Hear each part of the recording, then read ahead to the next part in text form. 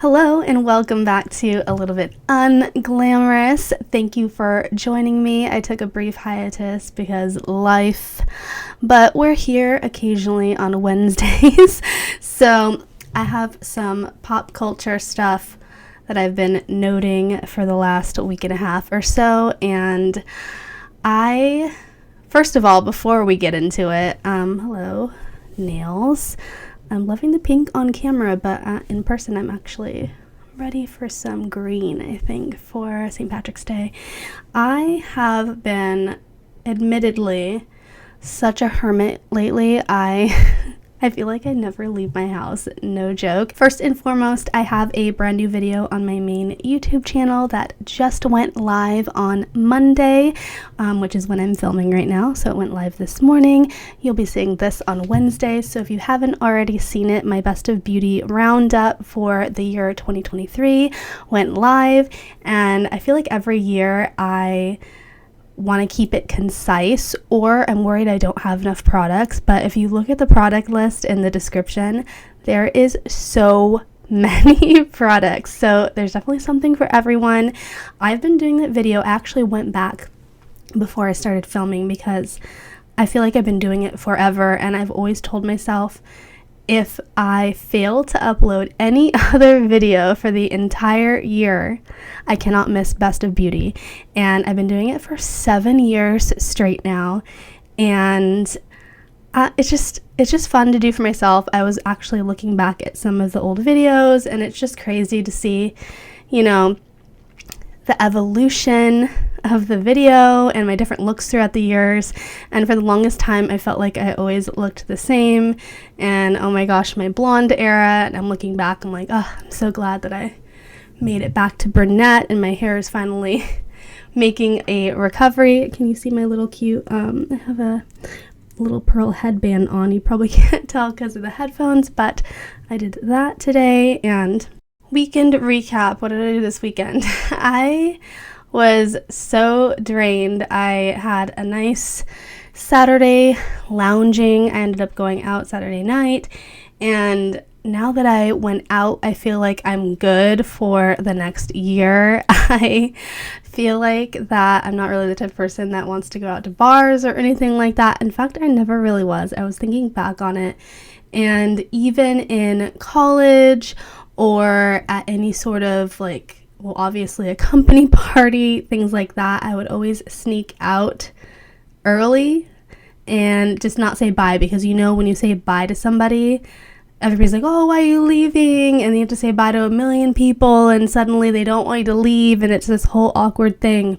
So I would sneak out early just so I could go home and go to sleep, because by midnight I'm over it. I'm tired, even before then probably, but it was fun. I got myself a California burrito, which I never realized I was so lucky to have until I left California. Have you seen those memes of California burritos in different states, and they all have crazy stuff on it, and they don't have California burritos in Hawaii? So I definitely told my boyfriend, oh, guess what I'm having, because he hasn't had one in forever, but it was delicious.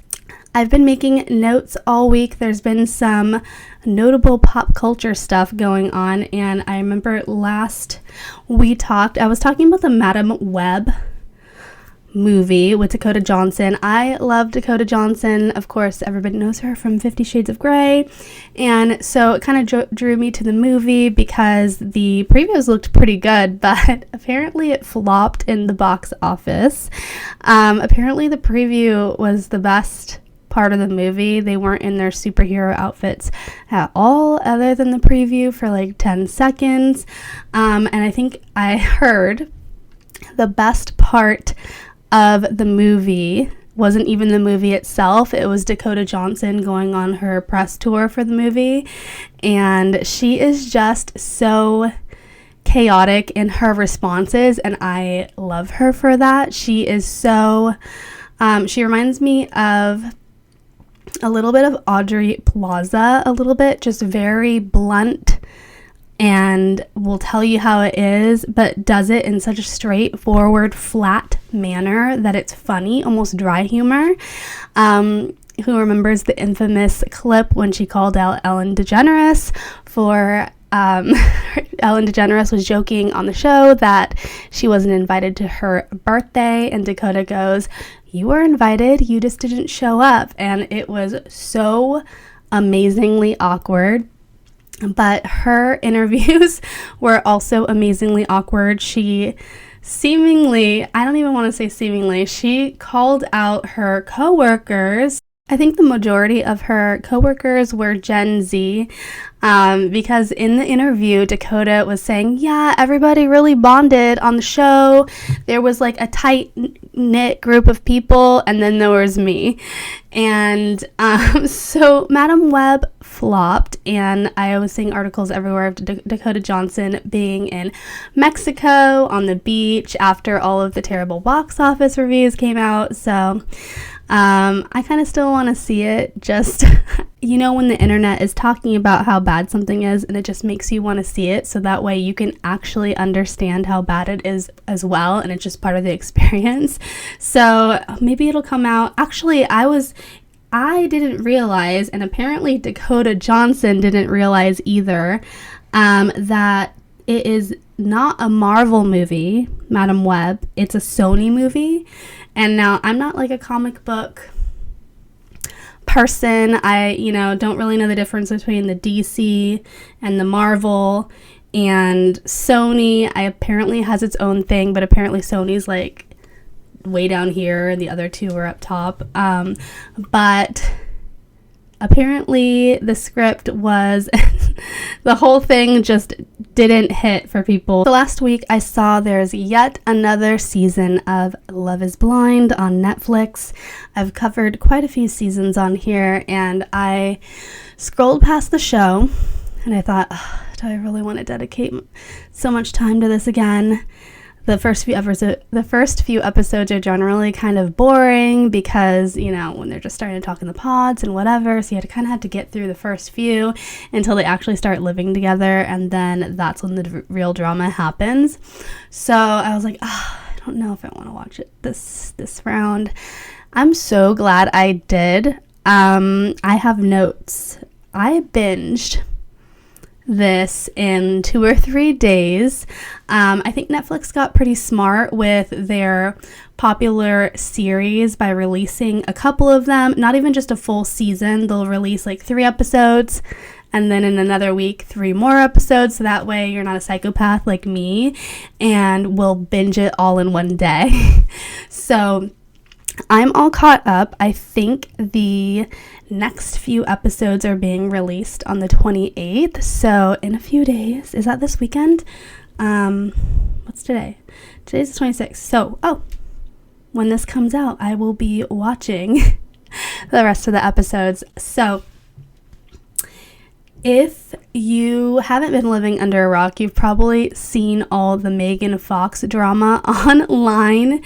So Chelsea, poor Chelsea. So there's this girl in the pods, and she is talking to this guy. His name is Jimmy. So they're talking, and she says, does anybody ever tell you you have a celebrity doppelganger? He says, no, I don't think I do. Who do people say you look like? And she goes, I don't know, like, I probably shouldn't even say.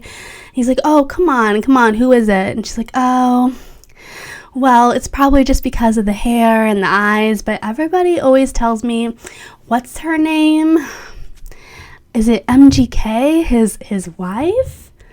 And he goes, Megan Fox? You look like Megan Fox? And he's like, you could see the happiness and the excitement on his face. And so fast forward, he's talking to her and this other woman who is legitimately Megan Fox, picking Chelsea, the first girl. So the second girl he's talking to, her name is Jessica, and she is gorgeous, beautiful. He ends up breaking it off with her to pick Chelsea, and I feel like he just got this image of her in his mind. He was so excited, and the whole purpose of the experiment, right, is to bond with somebody not based on their looks. So to be giving hints about what you look like and saying, oh, I look like Megan Fox, it kind of defeats the purpose of the experiment a little bit. But I mean, it's kind of his fault for taking that and running with it and making it his expectation. But I digress. So he breaks it off with Jessica, and she gives this epic burn and says, you're going to choke when you see what you missed out on. You're going to need your EpiPen to open up your airways because you're not going to be able to breathe. You are going to choke. And it's a meme now. It is so hilarious. And I cannot wait for the episodes that they bring back the people that weren't picked and they get to meet everybody, because he has not met her in person yet. He hasn't seen her yet. But fast forward to the episode when they propose and they meet in person for the first time. So Jimmy comes out, the door's open, Jimmy comes out one side, Chelsea comes out the other, and like they meet in the middle, and you can see his face, the look of disappointment. And I felt so bad for Chelsea, honestly, because she's pretty too. He just got this unrealistic idea. That's why you don't throw stuff out there like that, you know? Like, he would probably been perfectly happy with her until she said that. Even after Jimmy picked Chelsea on the show, they did one of those camera interviews, and in the camera interview he goes, I'm 100% sure that Chelsea is the one. Like, he flubbed their names. The internet is trolling this man because he has two gorgeous women basically throwing themselves at him, and he is nothing special at all. I'm fairly certain the only reason why they were both in love with him is because they couldn't see what he looked like, and he is just such a fool throughout the entire episodes. He just keeps getting worse and worse and worse. And what makes it even more sad is after he meets Chelsea, he proposes to her. He keeps saying, oh yeah, so it was so weird because when I was talking to Josh, she kept bringing up looks. Like, she kept saying I was going to choke when I saw what I missed out on. And Chelsea's like, oh, really? Yeah, so she kept bringing up looks. Basically trying to get her to admit that Jess was pretty, and it was just so awkward and so uncomfortable. And I'm honestly dying for all of the previews because Jessica shows up and there are going to be words exchanged, and I'm sure he's going to look at her and be like, I fumbled the ball on that one, because she is gorgeous, and you can just tell that because of this ridiculous expectation. Can you imagine meeting somebody and feeling like they were disappointed in what you actually looked like? I heard all the time on the dating apps, and I don't know, I feel like I hear it more from men than women, probably because women have the editing apps and they're into all of that stuff. But I have heard so many men say, I've been catfished so many times on the apps. People show up, they look nothing like what their photo does, and I just can't imagine. That would make me feel so sad if somebody was like, oh, you look nothing like your photo, you know? There's been all this drama coming out, too, that I've been seeing on the internet, like people on the show that actually had girlfriends before they went on the show, people throwing them under the bus in their real life, and there's a lot of drama this season, so I'm glad that I did not miss out on it. I had to Google the names really quick because I'm so invested in the drama that I can't really remember the people's names quite yet, but I want to talk about Laura and Jeremy, who I thought would be a great couple, but Jeremy, let's shit on him for a second. This man, so they move in together. This man decides to go out to the bars or whatnot, and coincidentally, the other girl he was talking to that he didn't pick happens to be at one of the bars, and her name's Sarah Ann, I think, and he stays out all night long, and Laura confronts him the next morning and is like, Where the hell were you? You were out until 5 a.m. What the hell? I mean, rightfully so. And this man's sitting there and he's like, oh, I was at the bar. I even shared my location with you. You're being all crazy right now. And she's like, am I supposed to just follow your location everywhere and be in that kind of relationship? First of all, this man lies straight to her face about where he was, even though he shared his location. So he looks her dead in the eye and says, oh, I never left the parking lot of that bar all night. And she's like, oh, really? Because if you're going to share your location with me, of course, I'm going to look at where it is at 5 a.m. and it was at Sarah Ann's house. And whoo, the tea is hot. He had nothing to say. He's like, oh, I don't want to talk about it. Anyway, so I'm pretty sure that relationship's over because that sucks. I felt really bad for Laura. But the audacity. Can we just talk about the audacity? I shared my location with you and then look you dead in the eye and lie about where you are. When you shared the location, the proof is right there. At first, I was like, is he stupid? But apparently he shared the location and then purposely tried to leave his phone in his car so it would only show up as in the parking lot. That's why he said that. Oh, I never left the parking lot. We were just talking till 5 a.m. Like, okay. Forgot he was wearing his Apple Watch, which tracked where he actually went. Wow. So we had to wait until February 28th for him to actually admit that he was at Sarah Ann's house and slept with her, but that's exactly what happened, and I cannot wait to see Jess stare, what's his face? I almost said Jimmy, straight in the face, and I want to see Jimmy's jaw drop because she is drop dead gorgeous. And while we're talking about Love is Blind, apparently there was another couple, and I have to look this up really quick. There was another couple this season that was not shown, and apparently Netflix doesn't do a very good job of vetting their contestants, which is kind of funny because last episode, one of the cast members is being asked by someone's parents, what brought you on the show? And he cited, I really wanted to try the experiment, blah, blah, blah, whatever. I also feel like it's a great environment because the show vets their contestants, their, cast. They give background checks, blah, blah, blah, blah, blah. Apparently, they don't do any of that because one couple, I think the girl, I don't know if she's just speaking out or if she's actually trying to sue the show because the person that she got paired with had a criminal background and all of this stuff. And so as a result, I think she actually is trying to press charges. And as a result, the contract of Love is Blind was submitted as evidence. And I want to talk about some stuff on it. Okay, so apparently, obviously, the cast members have to sign a pretty heavy NDA because they don't want any of the show being spoiled before it comes out.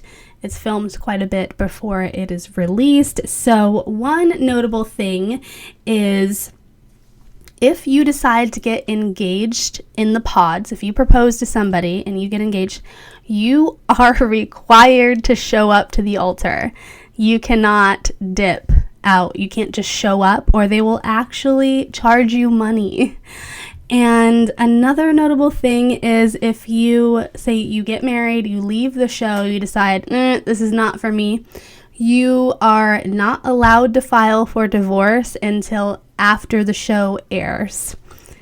And furthermore, if you decide to have a child together, the show actually puts, we're not financially responsible for any of that. That's all on you. Which, I mean, that makes sense, but it's just funny that they have to write that down. So if you propose, you have to show up to the altar. You don't necessarily have to say yes, but if you don't, you are allegedly fined $50,000. That's a lot of money. That's insane. Other than that, you know what? Those are only the really two notable couples that I mean, I just watch for the drama. I love the drama. I also really love AD. I, for the life of me, cannot remember who her partner's name because he's boring, and I feel like she can do so much better than that. But she is gorgeous as well. And let's shit on Jimmy some more. Jimmy, when they all first meet, he's standing there. Is it Jimmy that does it? No, it's Jeremy. Sorry, Jeremy. One of the guys that had just fresh proposed to this girl. She's standing right next to him. He's like, damn, that girl's got a fat ass or something like that. Or she's stacked.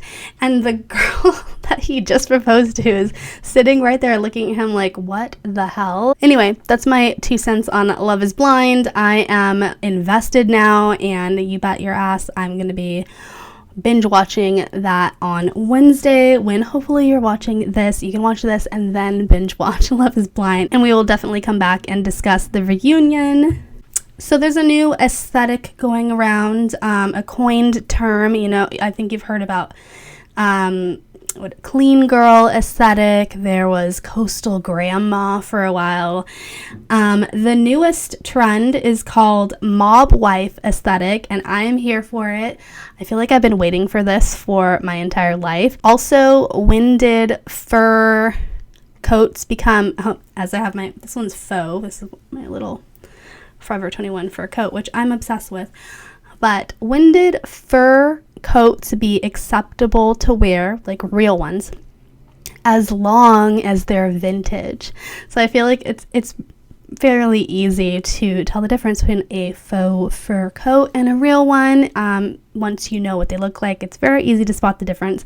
And I feel like these days I see so many influencers wearing vintage fur coats, so fur coats that they've thrifted, when I feel like a few years ago, if someone that had a large following would post a photo online with any sort of fur, the comments would tear them apart and be like, oh, is that real fur? Do you hate animals? Meanwhile, I remember some like vegan YouTubers, they'd be like, oh, I love the animals, so I don't eat meat. Meanwhile, they're carrying around their Prada bags that are made of leather and their expensive shoes, and I just think that's so funny. But anyway, so I actually inherited some vintage furs myself. So I'm really excited for this mob wife aesthetic. I just need the occasion because it doesn't quite get cold enough here usually, but you know what, rock it anyway. That's my motto. Who cares? So basically the mob wife aesthetic is as follows. Obviously the big fur coat, a bold lip, maybe some big gaudy jewelry, and instead of being minimal, it's about being a maximalist. A maximist? A maximist. That's my vibe. I feel like sometimes fashion is not meant to blend in, so this is a trend I can get behind. I know last we spoke, we briefly talked about the Grammys. Well, briefly. We went through the Grammys and have some second thoughts on it, so I wanted to briefly touch on that again. So I think it's really interesting how many celebrities are going into country music. And I can't remember if I touched on this last episode, but it's so strange that Beyonce is going into country music, which is so random. Lana Del Rey is coming out with a country music album. And I forget who else. I think somebody else that I can't think of at the moment. But isn't it interesting that all of these celebrities are deciding to go into that genre all at once? What do they know that we don't? Why is country going to be the next hot thing, a trend? Maybe it's because they're upset that they got snubbed at the Grammys, so they want to break into the CMAs and see if they're appreciated in a different category. I don't know. I thought that was interesting. So Beyonce has a hit single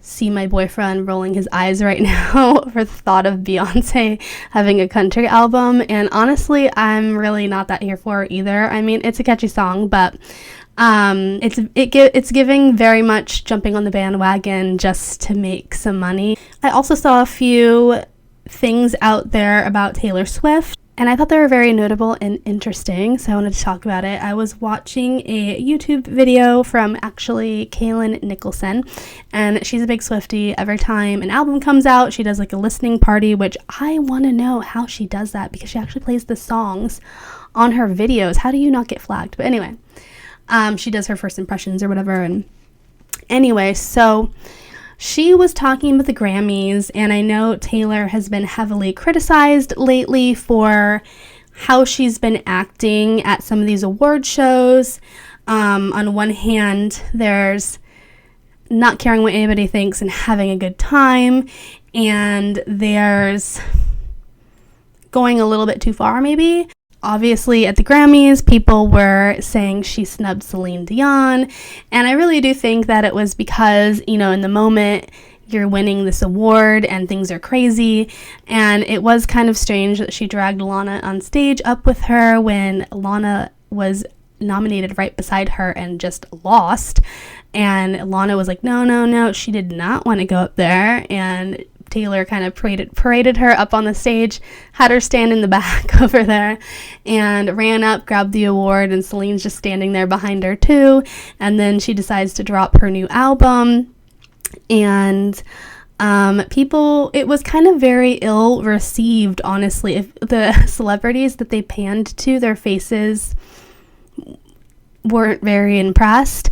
It almost felt like that announcement kind of stole the show and kind of took away from the up-and-coming artists that were there being nominated for other things, and it kind of brings up the debate. Was it appropriate for her to announce a new album knowing she's on top of her game right now? Everybody's watching her. It kind of almost gave, I have a new album right now. Go, instead of watching this, go to my website and buy it. And people were saying, you know, if she would have announced the album right after the Grammys, it would have got an equal amount of attention. Maybe if instead of saying, I have a new album, she could have said, I have an exciting announcement later. Stay tuned after the show. What do you think? I don't know how I feel about it. I mean,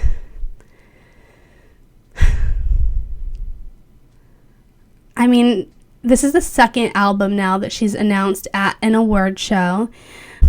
On one hand, it's like, yeah, it does kind of take away from the other people there and overshadows them, so to speak. But then on the other hand, why tell somebody to be small? You know what I mean? So, I don't know. What do you think about it? I'm somewhere in the middle. I mean, I really think that Taylor's just kind of living her best life. And I don't know. I love her. I love her music. I don't know. There was this weird, one of the bands, Boy Genius. I'm not very familiar with them, but I did see backstage footage of her going up to them and wanting to take photos with them. And so this wasn't aired, but I think it was like backstage carpet or whatever. It was on YouTube. And so there's footage of her saying, let's take a photo. And she was just girl was having a good time, okay? And people thought it was weird because she kept asking if she could rest her Grammy on one of their heads for the photo. And apparently the Boy Genius had just given an interview that was kind of a heavy interview. I think they were calling out a prior CEO they had worked with that was had some alleged claims against him. So it was kind of a very heavy conversation. You could see that some of them looked very not happy in the clip and almost like they didn't want to take a photo, almost as if they had been crying right before. And you could hear in the audio Taylor saying, I thought you were going to give an interview about puppies, and then that happened. and it just seemed very odd. Do I love Tay? Yes. Maybe does she need to reel it back just a little bit? Maybe just a little bit. You know, I think we all do and say things that we're not the most proud of looking back, especially if you're on an award show like that and you're having a few drinks and a good time. And I mean, she is constantly being filmed. You can't really let loose at all and have a moment where you're like, oh, maybe I shouldn't have said that. And then it's on video and audio released everywhere the next day. So I will say, though, the only beef that I have with Taylor is I'm getting tired of all of these alternate album covers being released. She's done it now for, the third time? So with Midnight, she released 4 covers. 1989, re-record 4 covers. And then for this new album coming out, she's released 2 so far. So you know there's going to be 4. And I'm not buying more than 1 album. It's the same album with a different photo on it. And she keeps putting, like, a different bonus song on each one. Have 1 deluxe album with all the songs, and that's the number one complaint I see from fans is, and I feel the same way. I want to own all the songs. I don't buy the album just to have a few of them and missing, what did she do for Midnight? It's released 7 more songs the next morning. I'm still bummed to this day she hasn't released a vinyl that has the entire album on it. Granted, they all typically end up on Spotify, which is great, but I just feel like it feels like so much of a cash grab when she's a billionaire. So Olivia Rodrigo just went on tour as well. I believe it's her 2nd tour for her album Guts. And I wanted to talk about this because I randomly, so it started, I think, last week, and randomly the first stop was in Palm Springs, which I feel like no one ever goes to Palm Springs. They just built a new stadium there. I think it's called the Acrisure Stadium. It's not super large, but I was thinking to myself, I would love to go see that. How perfect. I wouldn't even have to stay at a hotel, blah, blah. So I looked at tickets just for funsies, and they were too expensive. They were like Taylor Swift status. I mean, Olivia Rodrigo is like the Gen Z queen right now, so I get it, but it's like, when were the days when concert tickets were affordable? They were like $50. You didn't have to wait in the Great War Ticketmaster line to fight everybody else for a ticket, or try to get one that's triple the price from a scalper. And it's just gotten so out of control. I feel like I wouldn't pay that much to see somebody unless I really, really loved them. Like, I was a huge fan. Like, the Taylor show was 100% worth it. Obviously, I'm a big fan. I collect her merch. I have every album. That kind of fandom, I would pay for a ticket, but just a random band, I'm not paying $100, $200. It's getting out of control. So Wendy Williams has been a hot topic of discussion for a while, ever since she stepped away from her daytime TV show, Wendy Williams Show. She was diagnosed with Graves' disease, I think in 2017, something like that. But Graves' disease, it's an autoimmune disorder, and I believe it affects your thyroid, and she was on medication for that. There's that whole famous fainting incident that happened to her on live TV. I felt so bad for her. Oh my goodness. And of course it became an internet meme, but it looked horrifying. If you look up this clip, so she's in this like Statue of Liberty outfit. I think it was a Halloween episode maybe, and this was definitely in 2017. I can't remember, it was like before or after she came out with that diagnosis, but she was on live TV, and she's talking to the camera, and she starts talking very slowly, and then pauses, like looks like she sees something like she's horrified, and kind of shakes a little bit and immediately falls to the ground. And it was so horrifying. And after that, she took some time off, I think only 3 weeks off, which is nothing. And she cited that it was because she was overheated. Actually, she came to backstage and went back on stage and finish the show after all of that too. That is insane to me. So she finally steps away from the limelight. So she steps away from the show to focus on her health. And I wasn't a really big Wendy Williams spectator. I never watched her show religiously, but obviously you've heard of Wendy Williams.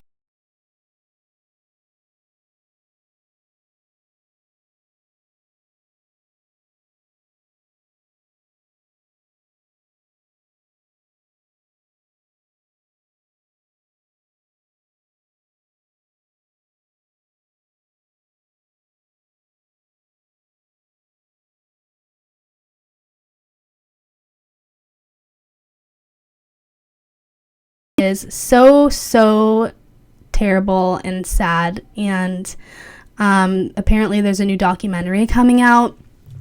I think it's called Finding Wendy Williams.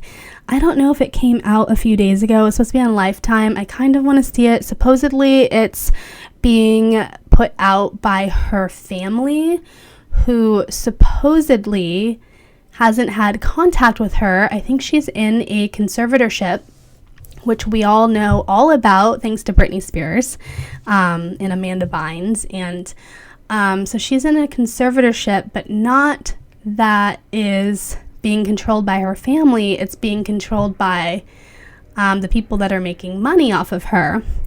So there's this huge debate over that. So apparently the conservatorship is keeping her family away from her. A stipulation of her, apparently she is in some sort of mental health facility, some hospital facility seeking help, and she is not allowed, or her family is not allowed to contact her, but she is allowed to reach out and contact them, which is very odd, especially since she's dealing with dementia right now. And there is a clip online from her documentary that may or may not be out, but it's a clip of her and she's talking with Black China, and apparently they were very close. But Black China is basically saying, you know, thank you for everything, I'm going to try to come around more and blah, blah, blah. And you can tell that Wendy is not retaining anything that she is saying. She is not internalizing anything. It looks like she is so far gone. And it's just sad and crazy how fast things like this on set. People were also pointing out that in the clip, Wendy is not wearing her notable wig, and apparently if you follow Wendy Williams, she has notably said, you will never see me without my wig. That was like her thing. And it honestly, it's really sad. Even if you weren't a fan of Wendy Williams, watching the clip is just heartbreaking. And Wendy's really young too. She's in her 50s, isn't she? So I do want to see the documentary. I think it's fascinating. It is very sad. And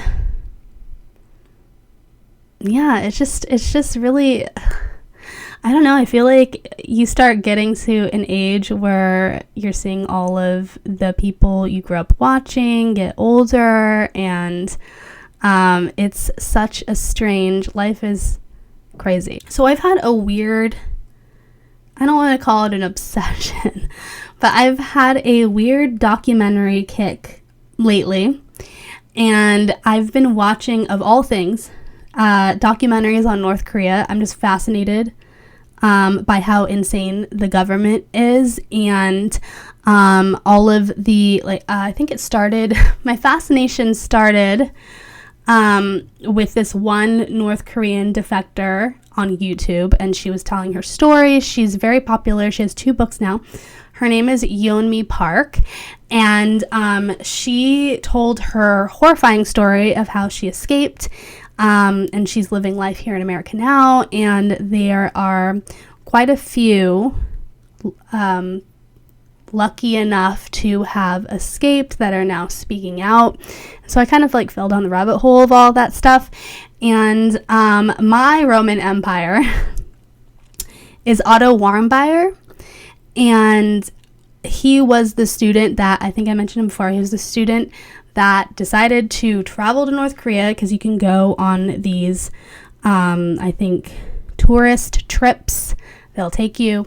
Anyway, they threw him in a prison because they were saying he was trying to overthrow the government, because he allegedly took a poster off a wall and then let it fall on the ground, which is illegal there. They will send you to heavy work or death for so much as having dust on your framed photo of the dictator that's supposed to be on inside of every single home, or if you let a photo touch the ground. Apparently, if they give out their newspapers there, you're not allowed to fold the newspaper on his face. So they took him into custody. They made him apologize. There's this like very famous clip online of him, this looking so upset, apologizing. Of course, they gave him a script to read. And then he was released a year later back to the United States in a coma. It turns out he had been in a coma for over a year, and he later passed. Nobody really knows why or what happened, but I'm telling you, a healthy 22-year-old boy doesn't just go into a coma and die. So I don't know. I think that story is just so crazy and fascinating to me. And so now I've been going down the rabbit hole of watching YouTube videos of all of the things you can and cannot do there, what the normal life for somebody is there, people that have defected, all of it. I've seen probably every single documentary on YouTube. I even switched over to watching videos of crazy ass YouTubers that decide to go and film there and be crazy. So funny enough, I saw an article the other day, and I had no idea about this, but so BTS is a very popular K-pop group. There's 7 members, and I didn't know this, but apparently all of them right now are serving in the South Korean military, and so the group is on hold, and they're supposed to come back and rejoin in 2025 when everybody's out. So a lot of countries actually require military service from every male, and I believe South Korea does. So if you're a male between 18 and 35, you are required to serve in their military for at least a term or whatever it is. And so they're doing that, and I just thought that was really interesting. Anyway, when I was making my little notes, I didn't mean to end on such a sad topics, but that's really all I have noted. Love is Blind took up my entire week. I'll be back with an update, you best believe. I cannot wait for that reunion, and go watch my main channel video if you haven't already. I would really appreciate it. And until next week, I will see you guys in the next episode. Bye, guys.